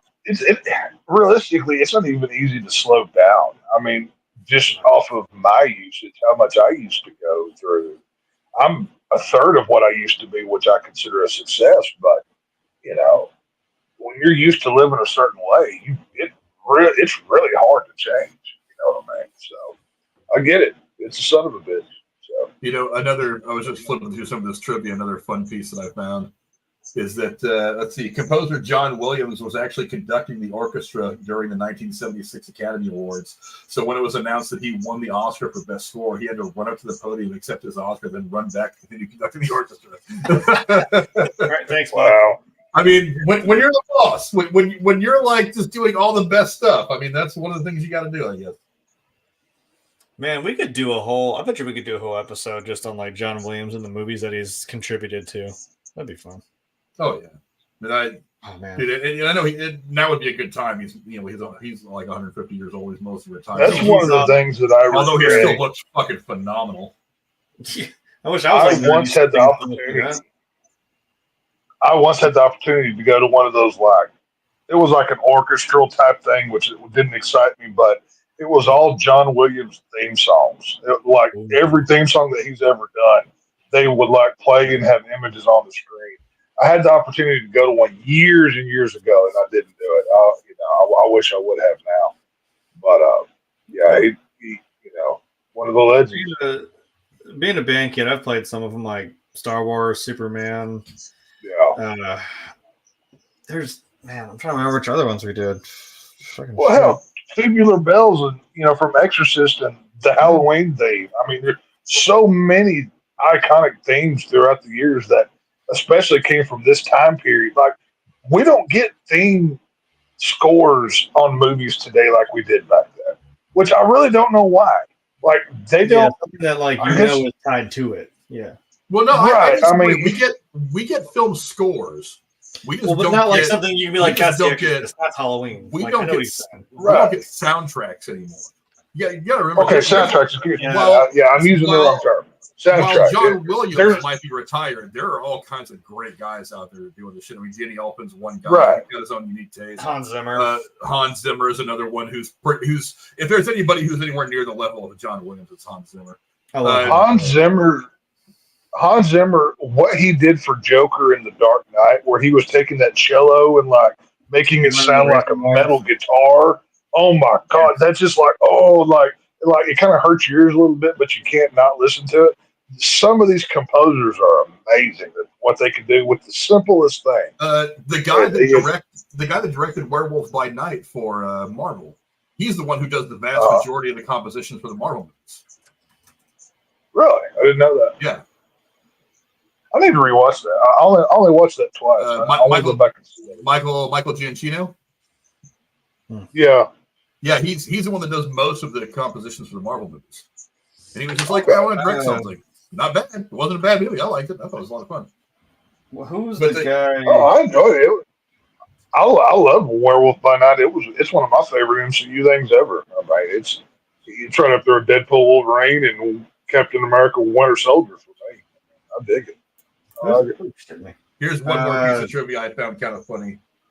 12 years after filming Jaws, Richard Dreyfuss was acting in the film Stakeout with co-star Emilio Estevez. One of the funny 80s movies. Not a great one, but I mean, it was funny. Between filming scenes, they would each quote lines from movies. Estevez cleverly asked Dreyfuss to identify the film in which the actor says, "This is no boat accident." Dreyfuss didn't recognize the line. and the amusing joke, the inside joke, actually gets reenacted and appears in the film Stakeout. I would have given you a pass if it wasn't your own line, dude. Come on. I mean, look, I haven't seen it. As much as I like movies, I haven't seen the movies ever made. So if you hit me with some trivia or a line from a movie, even one that I haven't seen in 20 years, but yeah, that's pretty. I have a stupid memory for that kind of shit. I would. So do I, most of the time. Yeah, but yeah, that seems like a good place to start wrapping things up. Thanks to my amazing co-host for being so awesome as always. Thanks to Tex for coming in and giving us some quick thoughts. I mean, but before we go, Tex, let me get some quick thoughts from you. I mean, just quick thoughts on Steven Spielberg. A couple sentences. Probably. I mean, he gave us the summer blockbuster, basically. Whether you love his films or not, you can't deny his contribution to the art. And he may be top 5 director of all time. I mean, just one of the best film directors ever. I mean, just tremendous. What about the cast? What do you think of the cast, and who stood out to you the most? Oh, can I cheat and say Bruce the Shark? Because I really love Bruce the Shark. I think a lot of people would say that. I think That's where I want to go. Well, it was obviously the shark didn't work, right? That's why we didn't get it till the end. But I mean, hell, we just covered Beetlejuice. Both of them. We didn't get a lot of Beetlejuice, and that's another role that's iconic. But Bruce the Shark, literally, he created his own genre of film. I think that's worthy enough to be said of a mention for me. What about the plot? Did you like the plot of the movie, or was there anything you'd have changed? Oh, I think the plot was great. You got a crew of damaged good guys that take on a corrupt mayor that he wants to save his town because really the only money he makes is through tourism, and you got a dead kid in the shark's stomach, and they don't want to see it flop out or however the line goes. I can't remember right now, but yeah, it's you get a full and complete story, and if they never made another Jaws, the plot sufficed. I mean, solid. I mean, I can't think of anything. I'm sure the book is probably different. Like I said, I haven't read it, but yeah, no complaints whatsoever. Yeah, Stewart Shark hadn't failed, it would have been a totally different movie. I think it's one of those happy accidents that ended up working out, because how often do we see nowadays that they don't show the monster, they don't show the bad guy until later in the film, that his presence is what we feel rather than. That was kind of how it worked out. That was kind of the way back then. I mean, look at Halloween. You don't really get a lot of Michael. Look at Aliens. You don't see the Xenomorphs a lot. That was part of. They didn't have a lot of money to make the monster look good. I mean, that was what Roger Corman was famous for. When he would do a monster movie, he'd make it for $10,000, and most of it went to the prop for the whatever the bad character was. So he didn't want you to see it for 50 minutes of the movie because it didn't look good. He could show you 5 minutes of it and scare the crap out of you. So it's just making a movie on a budget kind of thing. Yeah, it works. But once again, thanks to my co-host for coming and breaking this movie down with me, as always. Starting with my hetero life mate, Jeremy. Where can the folks at home find you, my friend? Deep underground, where no one can hear you scream, except for me. I need to go ahead and get the link for the Haunted Cave and put it in here. I need to start doing that. I'll probably do that when we're done. I'll put that in the description so it's in there. We got all season. We open on the glorious day of Friday the 13th, which, if you're counting, that's tomorrow. So that worked out great. It's worked out several times. There was a Friday the 13th in October, either last year or the year before, and I'm like, God damn shit, it's in October. I was mad. I'm like, this is gonna suck. The longer you go on, I'm like, crap. October is when it gets really, really busy. So I think it was maybe there's something else about that month and that weekend, but maybe it's because I think Halloween might have been one of those weekends, which has also happened. That also sucks.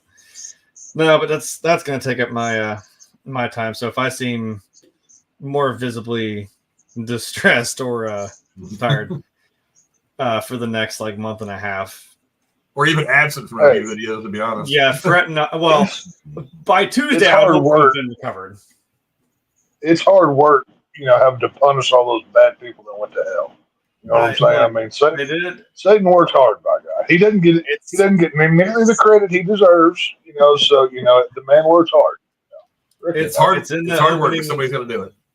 It's in the opening line, hey, you did this to yourself. Your own poor life choices brought you to hell. So, man, you shouldn't have played with the box, and Pinhead wouldn't have showed up. It's one of those guys. I'm saying, seriously, you did it, not me. And no, you don't get the golden fiddle that's sitting on my chair. No, you don't. I need to casually just learn violin for no reason other than to just do that.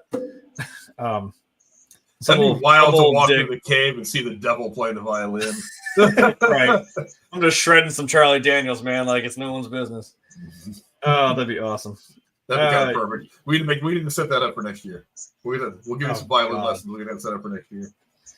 Yeah. So no, that's kind of what's gonna take over my life for the next good while. The only thing I talked about, and someone else like that we mentioned on here, Brooding Gamer, he's been kind of getting back into it with Disney stuff and doing Halloween props because he's also very much into the spooky season. He's been working on stuff. I went with him to go get some more props and stuff, and I'm usually in and out to help him with that as well. So go check out his stuff. It's there. And I was telling him today, I was like, if there was a series I'd love to start with, because I keep saying I'll do something and I don't because the joke remains that I'm terrible at this. But they're making another Mafia video game, another prequel set in like turn of the century, like early 1900s over in Sicily. So I'm like, you're talking Mafia. You know what I mean? And I'm psyched as hell for that game. And I'm like, you know what? I could breeze through the first 3 games pretty easily. So that would be a cool place to start. It's just a laid back, go through the streets of these fictional, definitely not New York City towns and, do your thing, do your drive-bys, make your deals, and don't turn your back against the family. I will go buy that game right now if you tell me that it starts out with Sophia Petrillo saying, "Picture it, Sicily, 1934." I will go buy 2 copies of that game right now. I don't know. That'd be pretty dope.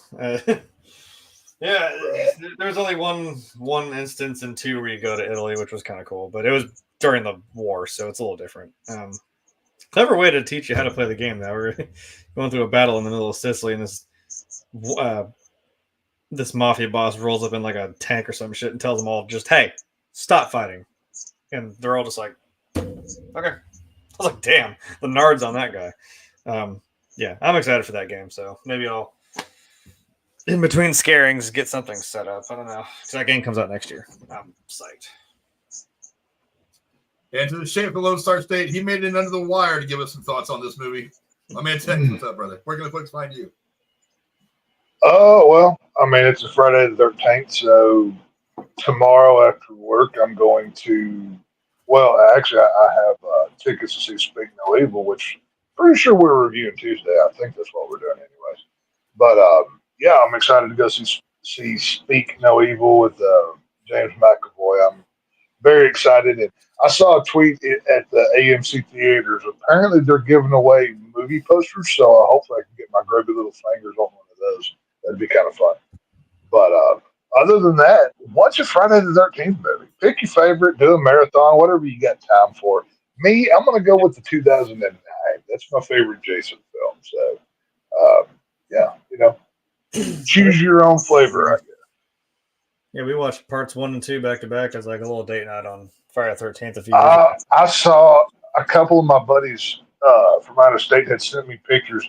Some theater they were going to were showing Friday the 13th part 1 and 2 in theaters on Friday, and I looked within an hour of me to find a theater that was showing the movies, and I could not find sweet. Them. So I was very upset. So, and we're even doing that tomorrow night. We're all getting passed out. I have because of course I do. I have my own mask that I made from scratch. My part 3 mask. Oh, nice.